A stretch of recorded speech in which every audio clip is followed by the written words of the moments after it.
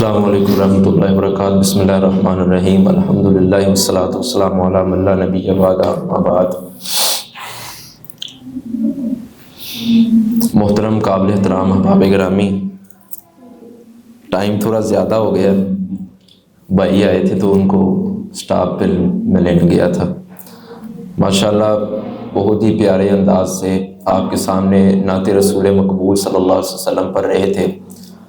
اللہ تعالیٰ ان کی آواز میں مزید نخار پیدا فرمائے اور اللہ تعالیٰ ان کو مزید ترقیوں سے ہمکنار فرمائے۔ سلمک اللہ رفاق اللہ متان اللہ بطول حیاتی کا۔ اللہ تعالیٰ نے قرآن مجید کے اندر فرمایا انما المؤمنون اخوہ، کہ مومن آپس میں بھائی بھائی ہیں۔ فاصلحوا بین اخویکم، تو آپس میں ان کو چاہیے کہ صلح رکھیں۔ واتقوا اللہ، اور ہمیشہ اللہ سے ڈرتے رہیں۔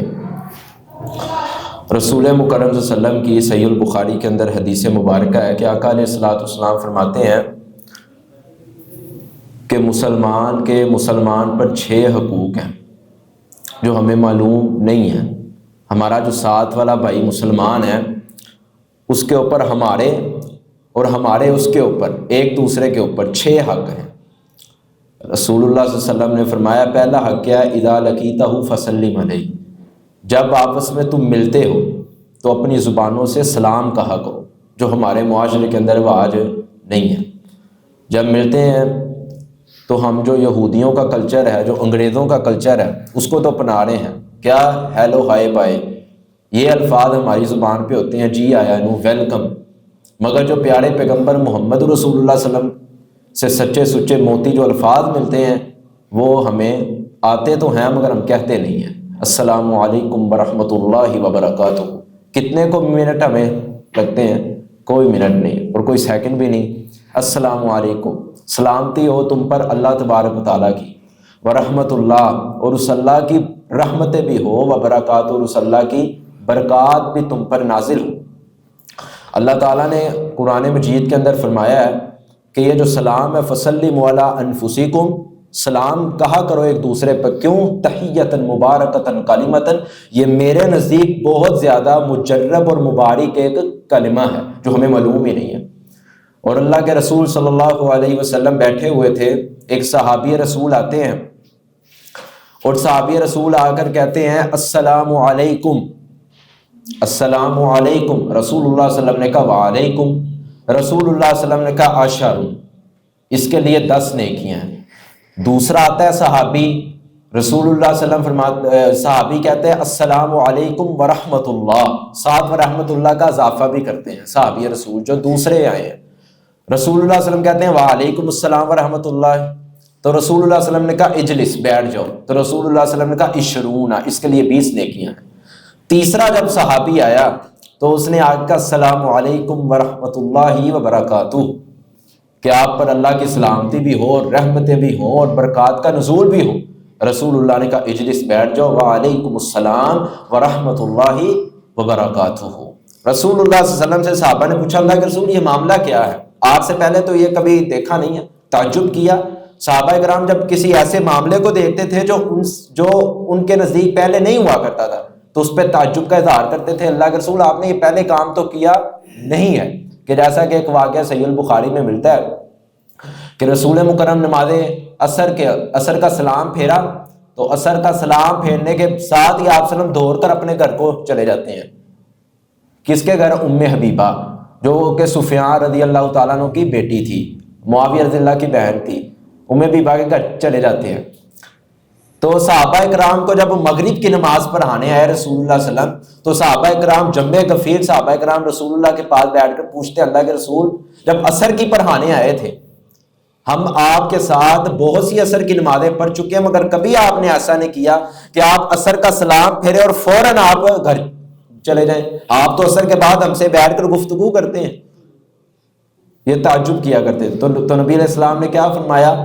میں نماز کے اندر تھا تو نماز کے اندر ہی مجھے یہ خیال آیا کہ جو میری بیوی کے گھر ام حبیبہ کے گھر سونے کے 2 دینار پڑے ہوئے ہیں، میں یہ گوارا نہیں کرتا کہ محمد رسول اللہ کے گھر سونا پڑا ہو، میں جلدی سے گیا اس سونے کو غربا اور یتیموں اور مسکینوں کے اندر تقسیم کر کے آ گیا۔ معنی یہ کہ تعجب صحابہ کرتے تھے اس بات پر، اس کام پر جو ہوا ہی نہیں ہے کبھی۔ یہ بھی 3 صحابہ آ رہے ہیں، ایک کے لیے عشر کے الفاظ بول رہے ہیں، دوسرے کے لیے 20 کے الفاظ بول رہے ہیں، تیسرے کے 30 کے الفاظ بول رہے ہیں۔ کہا تینوں کو کہا بیٹھ جاؤ، اور تینوں کی کیٹاگریاں اور تینوں کی صفات ایک نہیں تھی، تینوں کو ایک جیسا اجر نہیں ملا، تینوں کو ایک سے بڑھ کر اجر ملتا گیا۔ پہلے کو 10 ملا ہے، دوسرے کو 20، تیسرے کو 30۔ تو یہ معنی یہ ہے کہ جو کسی مسلمان کو السلام علیکم کہہ دیتا ہے، کچھ سیکنڈ نہیں اس کو لگتے، السلام علیکم، تم پر اللہ کی سلامتی ہو، بس یہ جملہ کہہ دیتا ہے۔ اللہ کے رسول فرماتے ہیں بھائی کے دل میں اللہ محبت علیحدہ پیدا کرتا ہے، اور دوسرا اس کا فائدہ یہ ہے کہ مسلمانوں میں اخوت اور بھائی چارے کی فضا بھی قائم ہو جاتی ہے، اور تیسرا فائدہ اس کا یہ ہے کہ رسول اللہ کی سنت بھی پوری ہو جاتی ہے، اور 10 نیکیاں اس کے نام مال میں لکھ بھی جاتی ہیں۔ اور اگر کوئی کہے السلام علیکم ورحمۃ اللہ، ساتھ سلامتی اور ساتھ رحمت کی دعا کر دے، تو اللہ کے رسول فرماتے ہیں اس کی بھی بہت سی نیکیاں، کتنی 20 نیکیاں اس کو مل جائے گی۔ کوئی برکاتہ کے الفاظ کا اضافہ کر دے تو اس کے لیے 30 نیکیاں ہیں۔ اور سلسلہ تو صحیح کے اندر ایک روایت امام البانی رحمہ اللہ تعالیٰ صحیح لے کے آئے ہیں، وہ کہتے ہیں ومغفراتہ کے الفاظ بھی صحیح حدیث سے ملتے ہیں، السلام علیکم ورحمۃ اللہ وبرکاتہ ومغفراتہ۔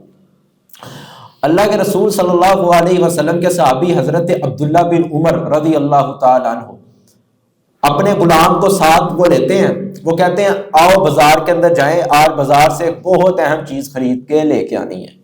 غلام ساتھ چلے گئے اپنے آقا کے ساتھ، عبداللہ بن عمر کے ساتھ۔ جب ساتھ جاتے ہیں تو صبح فجر پڑھ کے بازار کو جاتے ہیں، شام کو آتے ہیں، پورا دن بازار میں رہے اور کوئی چیز بھی نہیں خریدی، کوئی چیز بھی نہیں خریدی۔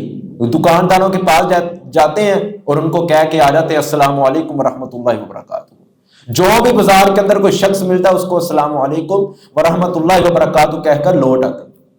جب شام کو واپس آئے تو غلام نے پوچھا آقا صبح فجر پڑھ کے ہم یہاں سے نکلے تھے، شام ہو گئی ہے، شام کو واپس آئے ہیں، ہم آپ کو میں نے دیکھا آپ ہر کسی سے سلام ہی لے رہے ہیں، سودا تو کوئی خریدا نہیں ہے، سودا تو کوئی خریدا نہیں ہے۔ آقا کا پیغام سنیے، عبداللہ بن عمر رضی اللہ تعالیٰ فرماتے ہیں جو میں نے سودا خرید لیا ہے وما دنیا وما فیہا، یہ دنیا اور جو کچھ اس میں اس سے کئی زیادہ بہتر ہے جو میں نے سودا خرید لیا۔ کیا صبح سے لے کے شام تک پتہ نہیں کتنے بندوں سے ملاقات، کتنے بندوں کو دیکھا ہوگا، اور کتنے بندوں کو دیکھ کر ان کو السلام علیکم ورحمۃ اللہ وبرکاتہ کا، ایک کو کہا 30 نیکیاں، دوسرے کو کہا 30 اگر کی جائے جمع تو پتہ نہیں کہاں تک ان کی نیکیاں پہنچ جاتی ہیں۔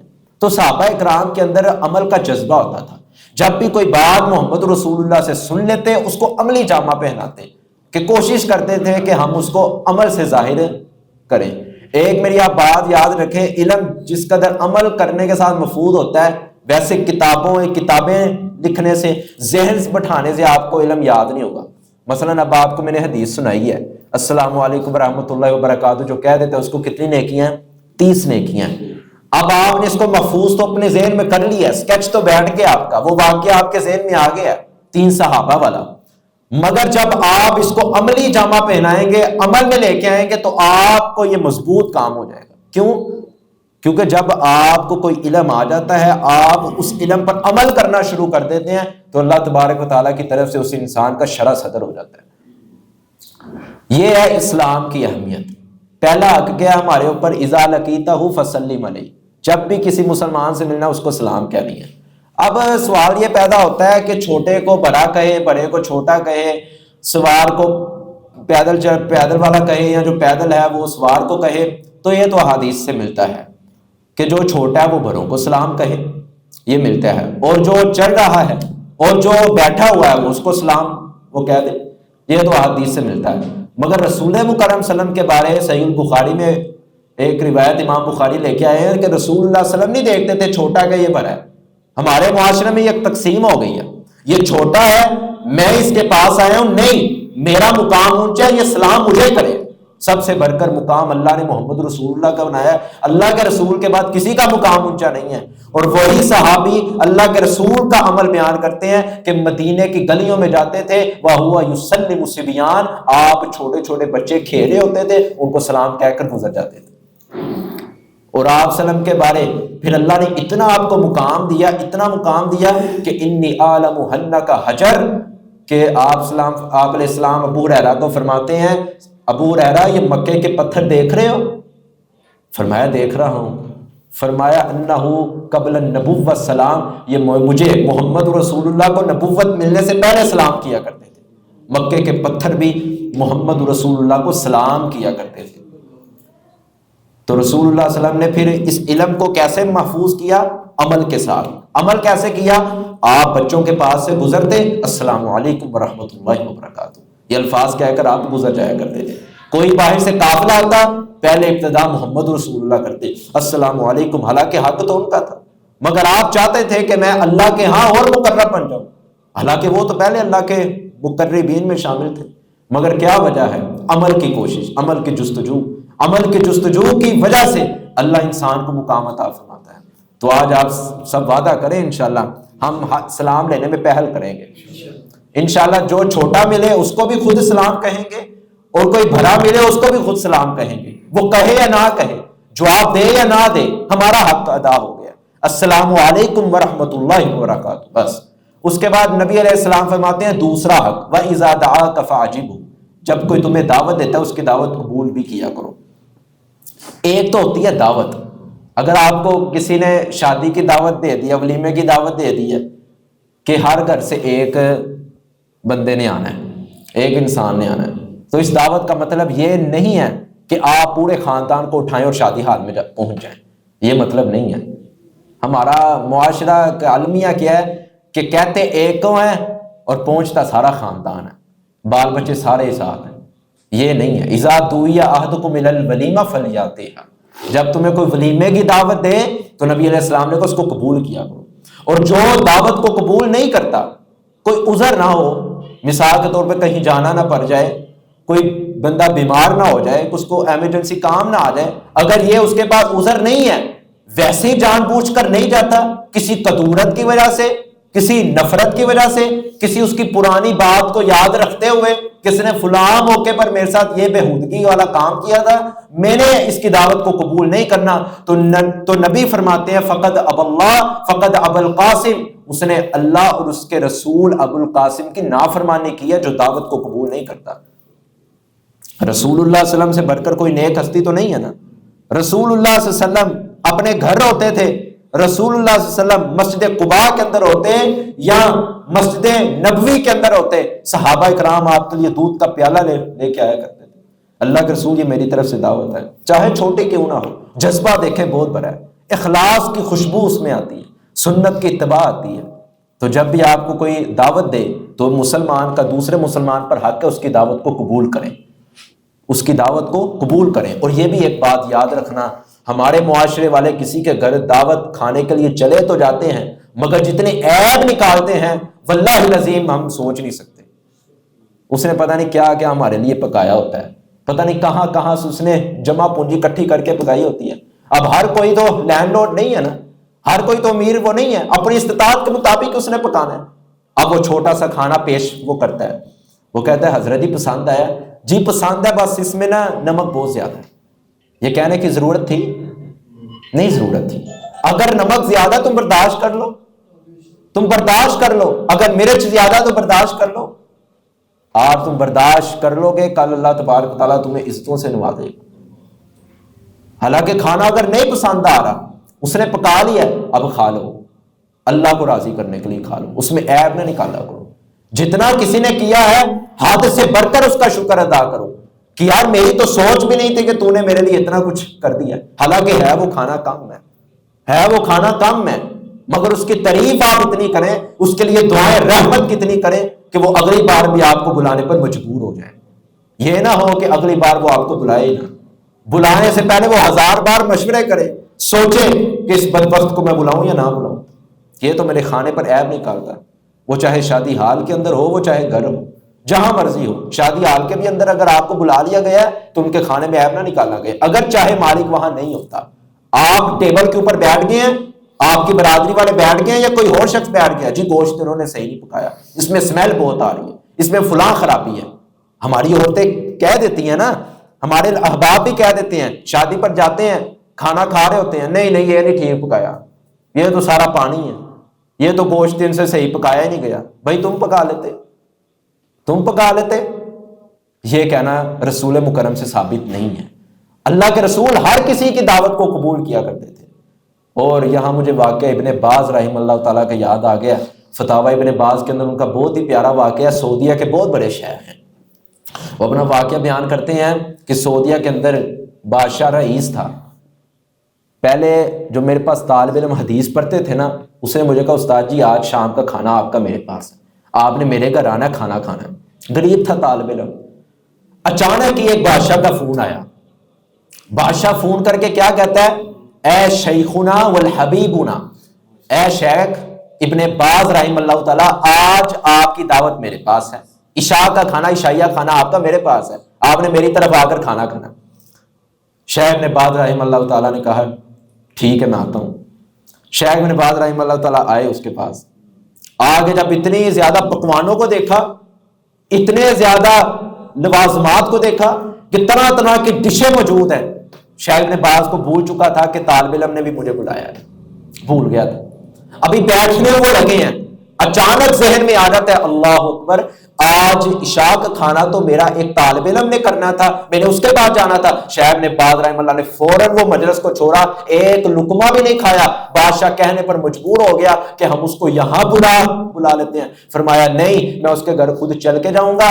اتنے لوازمات کو چھوڑ کر، اتنے پکوانوں کو چھوڑ کر جب طالب علم کی دعوت کو قبول کرنے کے لیے شیخ ابن باز اس کے گھر گئے ہیں تو وہاں کیا ہے، سوکھی روٹی ہے اور تھوڑا سا سالن ہے اور پانی ہے، سوکھی روٹی ہے اور تھوڑا سا سالن ہے اور سادہ پانی ہے، اور طالب علم کی آنکھوں سے آنسو آ گئے، وہ کہتا ہے شیخ ابن باز میں تو آپ کے لیے یہی میں کر سکتا تھا۔ شیخ ابن باز نے اس کے ماتھے سے بوسہ لیا، فرمایا یہ جو تو نے کر دیا ہے یہ دنیا جو کچھ اس میں اس سے کئی زیادہ بہتر ہے۔ بادشاہ کی ایک طرف لوازمات ایک طرف ہوں، ابن باز بادشاہ کی لوازمات کو جوتی کی نوک پر رکھتا۔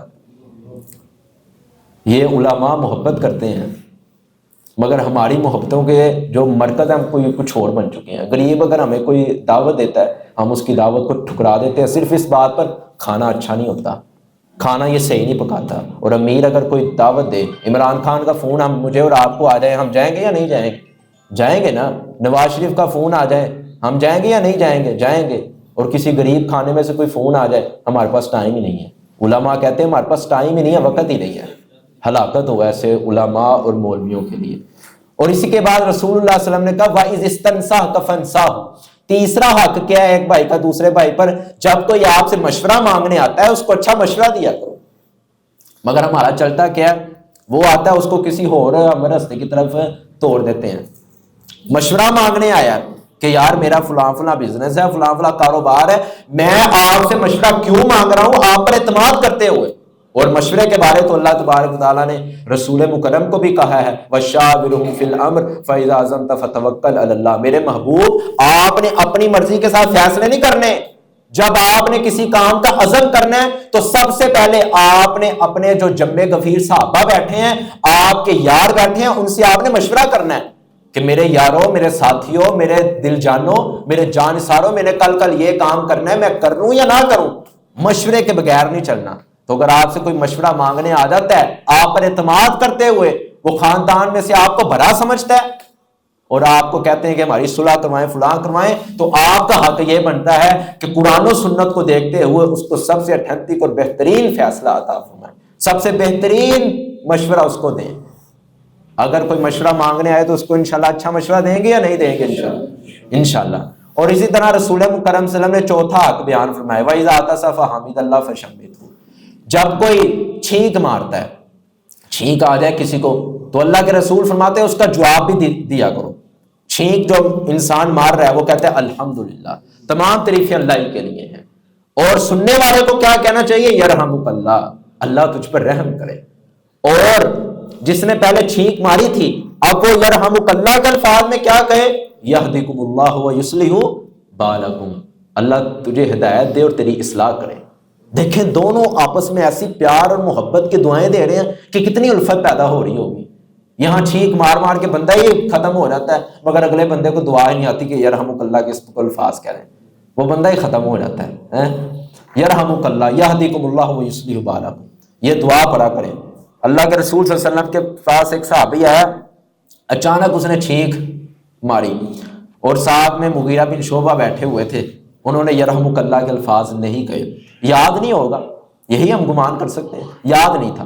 تو رسول اللہ صلی اللہ علیہ وسلم نے کہا یا مغیرہ، جب تیرے بھائی کو چھینک آئے تو جب وہ الحمدللہ کہتا ہے تو تیرا حق اس پہ یہ ہے کہ تو اس کے الحمدللہ کے بعد یرحمک اللہ کہا کر۔ اور جس نے چھینک ماری تھی اس کو بھی نہیں یاد تھا کہ میں نے یہدیکم اللہ ویصلح بالکم کہنا ہے۔ ظاہر بات ہے یرحمک اللہ آئے گا تو آگے سے یہدیکم اللہ آئے گا نا۔ تو پھر رسول اللہ صلی اللہ علیہ وسلم نے کہا پھر تم کہا کرو جب مغیرہ کہے یرحمک اللہ تو تم کیا کہو؟ یہدیکم اللہ ویصلح بالکم۔ یہ دعائیں یاد کریں۔ اور اسی طرح اللہ کے رسول صلی اللہ علیہ وسلم 5واں حق بیان کرتے ہیں، وَإِذَا مَرِضَ فَعُودُوا، جب کوئی مریض بیمار ہو جائے تو اس کی عیادت کے لیے جایا کرو۔ یہاں بھی بہت ہمارے گڑبڑ بنی معاشرے کی۔ ہمارے جو خاندان میں کوئی اگر بیمار ہو جاتا ہے، اگر کوئی اعلیٰ سطح پر وہ اگر عہدے پر فائز ہے تو ہم نہیں جاتے ہیں، اعلیٰ عہدے پر منصب پر فائز ہے تو اس کی عیادت کے لیے چلے جاتے ہیں۔ اگر کوئی غریب ہے جس کو کوئی منہ نہیں لگاتا، ہم اس کی عادت کے لیے نہیں جاتے۔ اللہ کی قسم اٹھا کہتا ہوں غریب اللہ کو اتنا پسند ہے کہ صحیح البخاری کے اندر نبی علیہ السلام کے حدیث ہے رب عشیٰ اکبر مدفون بالابواب لو اقسم علی اللہ لا برہ۔ یہ جو غریب ہوتے ہیں کہ جن کو لوگ دھکے مار کے نکال دیتے ہیں، جن کی خاندان کے اندر کوئی ویلیو ہی نہیں ہوتی، اللہ کے ہاں اتنے محبوب ہوتے ہیں کہ اگر زمین پر رہتے ہوئے یہ اللہ کو قسم ڈال دیں کہ اللہ کل یہ تو نے کام کرنا ہے، اللہ آسمانوں پر ان کی ڈالی ہوئی قسموں کی لاج رکھتا ہے۔ اس نے زمین پر ڈالی ہے قسم، اللہ یہ تو نے کام کرنا ہے۔ اللہ کہتا ہے میرے محبوب نے کہہ دیا ہے، دنیا والے اس کو دھتکارتے ہیں مگر عرش کے اوپر آ کر دیکھو اس کی کتنی عزت ہے، کتنی عزت ہے۔ سیدنا بلال کا آپ کو واقعہ یاد ہی ہے کہ کون تھے سیدنا بلال، جس کو کوئی پوچھتا ہی نہیں تھا، رنگ کا کالا تھا اور ہونٹ بھی ان کے موٹے تھے، ناک بھی موٹا تھا، جو ایک مرتبہ دیکھتا دوسری بار دیکھنے کو دل ہی نہیں کرتا تھا، وہ سیدنا بلال رضی اللہ تعالیٰ عنہ۔ مگر اب اسلام کے اندر آئے ہیں، سختیوں کو برداشت کیا ہے تو اللہ تبارک و تعالیٰ نے کیسے مرتبے عطا کیے ہیں۔ صحابہ اور بھی ہیں، صحابہ اور بھی چلتے ہیں زمین پر، مگر کسی صحابی کی قدموں کی آہٹ اللہ جنت میں نہیں سناتا سوائے بلال کے۔ اگر ہمارا دنیا کا پرکھنے کا معیار بن جائے نا تو ہم تو پھر غربا کو ہم اپنی جو لسٹ ہے اس سے ہم ریجیکٹ کر دیا کریں۔ مگر رسول اللہ کا معیار کیا ہے کہ یہودی بچہ بیمار ہو گیا، یہودی بچہ بیمار ہو گیا اور یہ رسول اللہ صلی اللہ علیہ وسلم کی جوتیاں سیدھی کیا کرتا تھا، ہے یہودی تھا مگر رسول اللہ کی جوتیاں سیدھی کیا کرتا تھا۔ اللہ کے رسول صلی اللہ علیہ وسلم نے فرمایا یار 2 دن ہو گئے میری جوتی سیدھی کرنے والا وہ یہودی بچہ نہیں مجھے دکھائی دے رہا۔ صحابہ نے کہا اللہ کے رسول بیمار ہے، فرمایا بیمار ہے تو عیادت نہیں کرنی، چلو اٹھو۔ ہمارے یہاں اختلافات نہیں ختم ہوتے، وہ بریلوی ہے میں نے نہیں جانا، وہ شیعہ ہے میں نے نہیں جانا، وہ اہل حدیث ہے میں نے نہیں جانا، وہ دیوبندی ہے میں نے نہیں جانا۔ او بھائی اختلافات کو چھوڑ دو، انسانی ہمدردی کے لیے چلے جاؤ۔ رسول اللہ کے پاس یہودی کا جنازہ آتا ہے، فقوموا، آپ صحابہ کو بھی کہتے ہیں کھڑے ہو جاؤ اور خود بھی کھڑے ہو جاتے ہیں، اسلام کے احترام کے طور پہ نہیں، ان کے مذہب کے احترام کے طور پہ نہیں، صرف انسانی ہمدردی کے طور پہ۔ وہ بھی انسان ہے، ہم بھی انسان ہیں، اگر چاہے اس کا مذہب الگ ہے ہمارا مذہب الگ ہے، مگر انسانی ہمدردی کے لیے پیغمبر وہاں بھی کھڑے ہوا کرتے تھے۔ اور اسی طرح جب یہودی بچے کے پاس جاتے ہیں، یہودی بچہ اٹھ کے بیٹھ جاتا ہے، باپ سامنے کھڑا ہوا ہے تو یہودی بچے کو رسول اللہ کہتے ہیں بچے مجھے ایسا محسوس ہوتا ہے کہ تیرا آخری وقت آ گیا ہے، تو ایسا کر میرے کان کے اندر یا ہلکی سی آواز میں اسلام قبول کر لے اور میرا کلمہ پڑھ لے، میں اللہ سے سفارش کروں گا کہ تجھے جنت عطا فرما دے۔ اب وہ بیٹے کے سامنے باپ کھڑا ہے، اب باپ کے بغیر تو وہ کچھ کر نہیں سکتا، مجبور ہے، کیا کرے؟ پیار تھا اس کو اسلام سے مگر باپ کی وجہ سے وہ قبول کرنے سے قاصر تھا، مجبور تھا۔ اس نے باپ کے چہرے پہ دیکھا، ابا جی کیا کروں؟ ابا جی کے الفاظ سنو، ابا جی کہتے ہیں جو مرشد اور رہبر چل کر ہمارے گھر آ سکتے ہیں وہ بھی سچا ہے اور اس کا مذہب بھی سچا، مگر باپ نے قبول نہیں کیا۔ بیٹے کو کہا جو محمد کہہ رہا ہے اس کی بات مان لو. رسول اللہ نے کہا پڑھو اشہد ان لا الہ الا اللہ واشہد ان محمدا عبدہ ورسولہ. اس نے ساتھ پڑھا اور پڑھتے ہی روح پرواز کر گئی. آپ وسلم نے ہاتھ اٹھا لیے, اللہ تیرا بندہ ہے, یہ چھوٹا تھا, اللہ اس نے اسلام قبول کر لیا, اس کی بخشش فرما. جبریل نے آ کے بتایا ہے فی مخرمۃ الجنہ, یہ جنت کے بغاز میں پہنچ چکا ہے, جنت کے بغاز میں پہنچ جاتا ہے. یار میرا آپ سے سوال ہے کہ اگر رسول اللہ یہودی بچے کی عیادت کرنے کے لیے نہ جاتے تو اسلام قبول کرنے کا سبب کوئی بننا تھا یا نہیں بننا تھا؟ نہیں بننا تھا. رسول اللہ اگر کہہ دیتے نہیں جی یہودی ہے ہمارے اسلام کا نہیں ہے, ہم نے نہیں جانا, اخلاق کی وجہ سے ہے, غریب تھا, غریبی کو دیکھتے ہوئے, اخلاق کو دیکھتے ہوئے نبی مکرم اس کے گھر چلے گئے ہیں اور اللہ کو اتنا عمل پسند آیا کہ اللہ نے اسلام کی ہدایت بھی عطا فرما دی ہے. اگر میں اور آپ جو مذہب باطل پر کھڑے ہوئے ہیں, اگر میں اور آپ اگر ان کے گھروں میں عبادت کرنے کے لیے چلے جائیں تو کیا وہ محمد رسول اللہ کلمہ پڑھ کے مسلمان نہیں ہو سکتے؟ ہو سکتے ہیں. وجہ کیا ہے؟ ہماری کمی ہے, ہمارے اخلاق کی کمی ہے. اور پیغمبر علیہ الصلوۃ والسلام فرماتے ہیں کہ جو مریض کے پاس جاتا ہے اور اس کی عیادت کرتا ہے, صبح کو جاتا ہے شام تک 70,000 فرشتہ اس کے لیے مغفرت, بخشش, رحمت کی دعا کرتا رہتا ہے. اور اماں جی اور ماں جی عائشہ نے پوچھا اللہ کے رسول جب وہ بیٹھا ہوتا ہے مریض کے پاس اس کی کیفیت کیا ہوتی ہے؟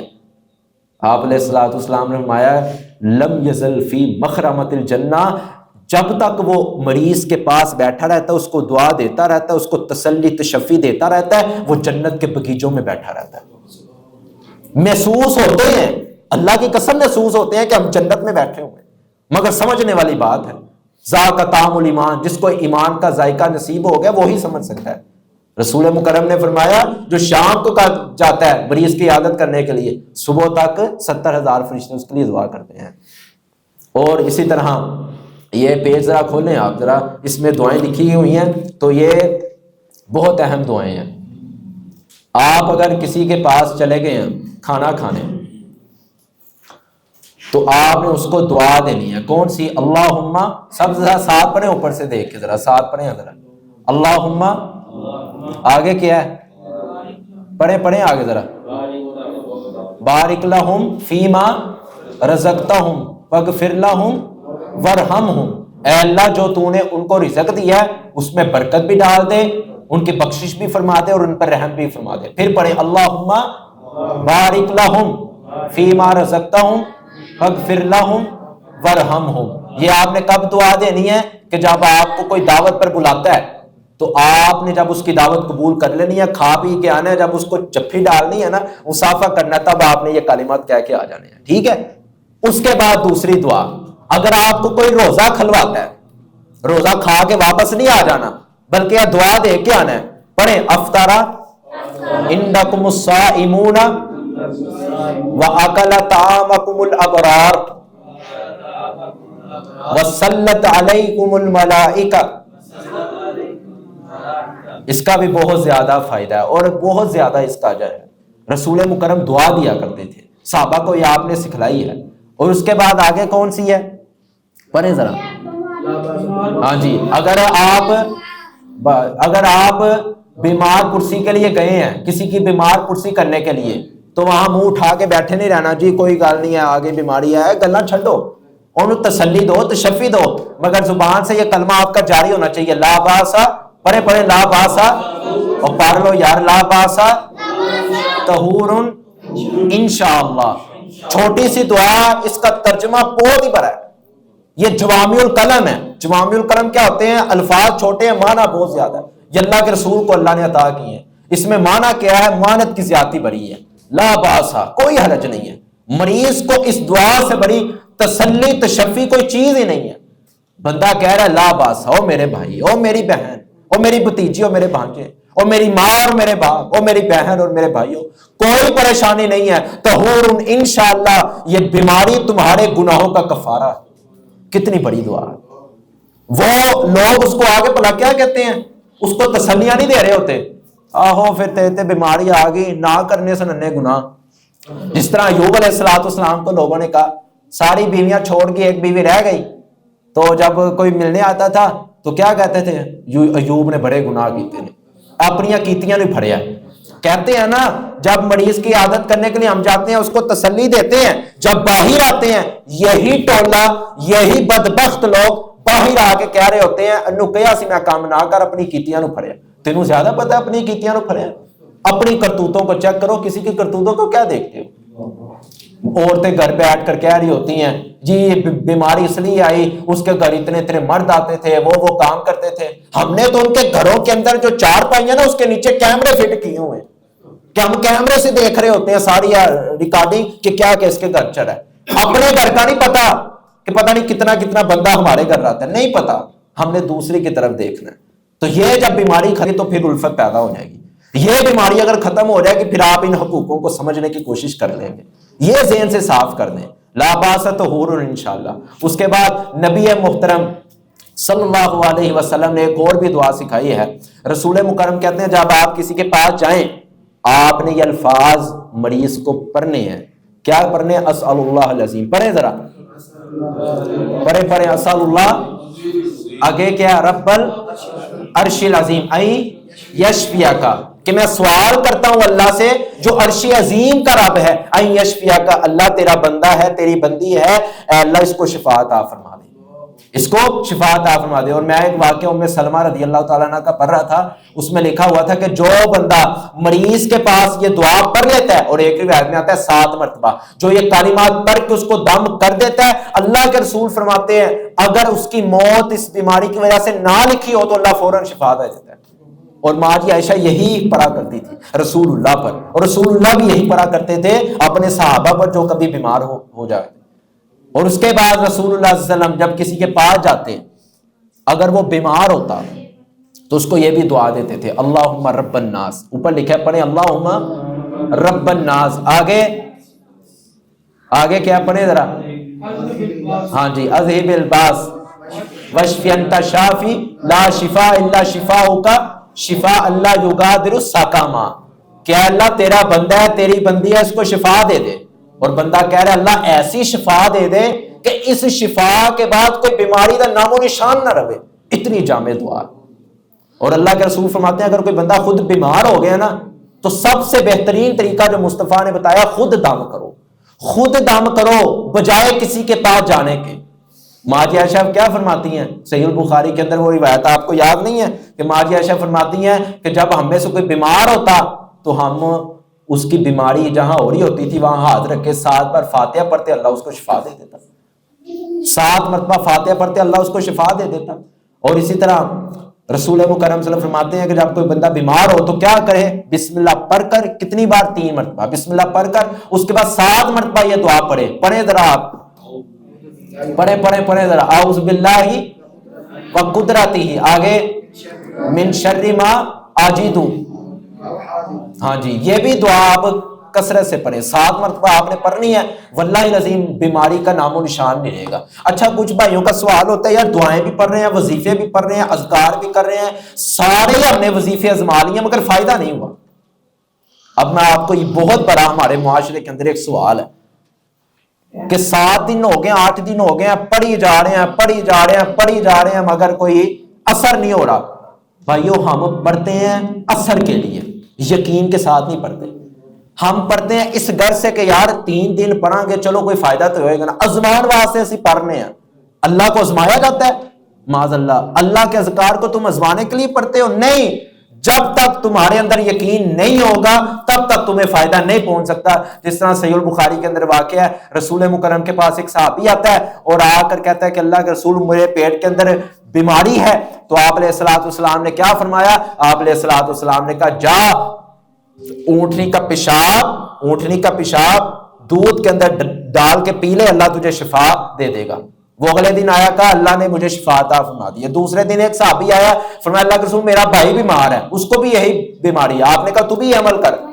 اس نے یہ پیا, اپنے بھائی کو پلایا, شفا نہیں ہوئی. اگلے دن آیا, پھر رسول اللہ کہتا اللہ کے رسول شفا نہیں ہو رہی, فرمایا پھر پلا, پھر نہیں ہوئی شفا. تیسرے دن آیا, فرمایا اللہ کے رسول پھر پلا رہا ہوں, شفا نہیں ہو رہی, فرمایا پھر پلا.